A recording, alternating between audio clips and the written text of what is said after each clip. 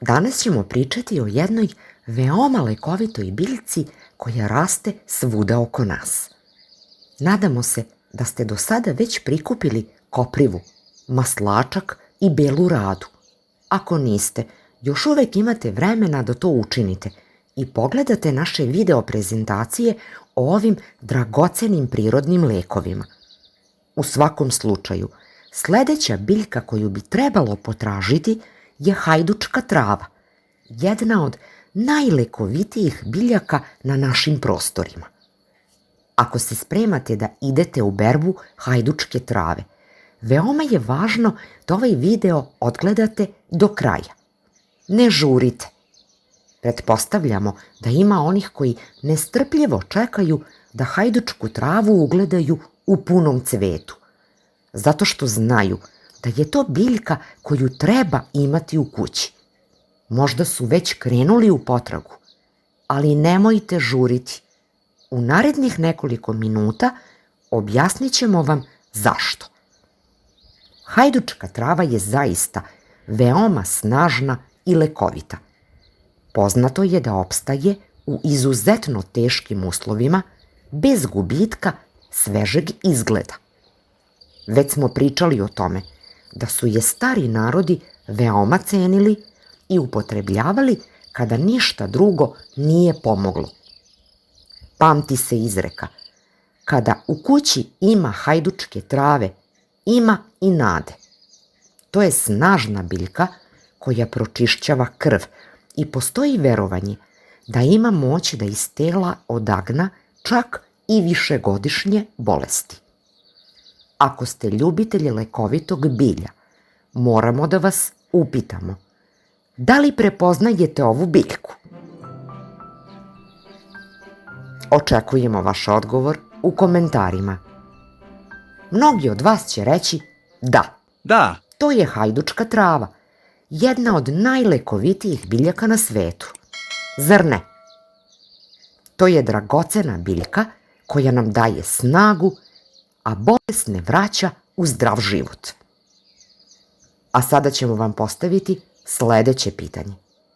Da li imate dovoljno hrabrosti i znanja da se uputite u berbu pečuraka? Mnogi od vas će reći ne. ne, Berba pečuraka može biti zabavna aktivnost za ljubitelje prirode. Međutim, dok se neke vrste pečuraka mogu bezbedno jesti, druge su izrazito otrovne, pa čak i smrtonosne. Zbog toga je važno da se dobro upoznate sa različitim vrstama pečuraka pre nego što krenete u berbu. Potpuno isto pravilo odnosi se i na lekovite biljke. Potraga za biljkom koja spašava živote može vas odvesti u smrt. Kao što jestive pečurke imaju svoje otrovne dvojnice, tako i lekovita hajdučka trava ima svoju otrovnu dvojnicu.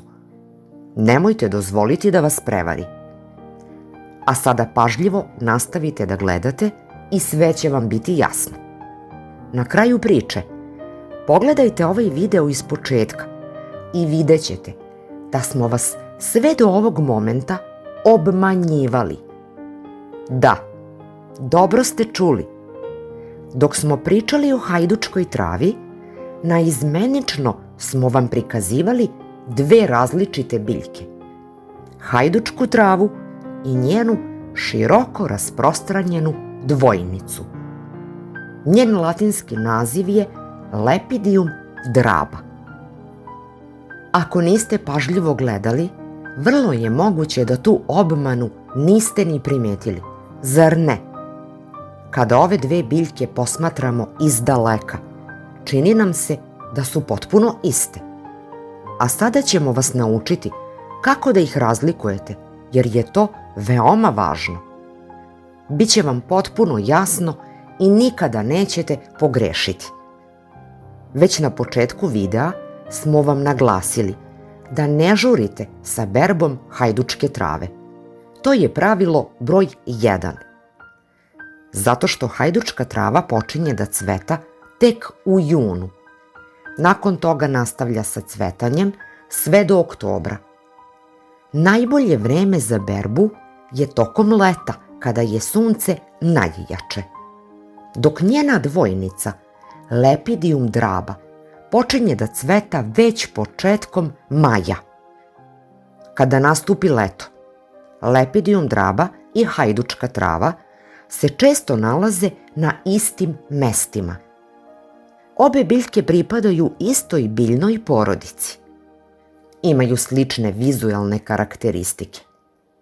Ali budite oprezni. Kada im se približite, nemojte posmatrati cvetove, jer su oni, iako različiti, ipak veoma sličnog izgleda. Umesto toga, odmah obratite pažnju na listove. Hajdučka trava ima perasto podeljene listove koji su sitno isprekidani. Ovi listovi su izrazito duguljasti i tanki. Hajdučka trava je naravno poznata po svojim belim cvetovima koji se pojavljuju u obliku štitova na vrhu stabljike. A sada ćemo vam pokazati Lepidium drabu. Listovi ove biljke su takođe duguljasti, ali mnogo deblji i potpuno popunjeni. Imaju karakterističan ovalni izgled. Na njima se mogu videti žilice koje se granaju i idu u paralelnim pravcima od sredine lista ka ivicama. Cvetovi su ono što može da vas prevari, ako niste dovoljno iskusni. Za razliku od hajdučke trave, biljka Lepidium draba još uvek nije dovoljno ispitana, ali postoje izveštaji u kojima piše da njeni listovi sadrže cijanid, veoma otrovnu supstancu. Zbog toga ovu biljku eventualno možete upotrebljavati samo u malim količinama, na primer kao začin. Veće količine listova mogu delovati otrovno. Ali vi nemate razloga da se plašite. Danas ste naučili kada i kako možete da krenete u berbu hajdučke trave na bezbedan način. Jasno smo vam pokazali kako da razlikujete ove dve biljke. Nadamo se da će vam uloženo vreme provedeno sa nama biti korisna investicija i da ćete nam o tome pisati u komentarima. I to bi bilo sve što smo vam pripremili za ovaj video.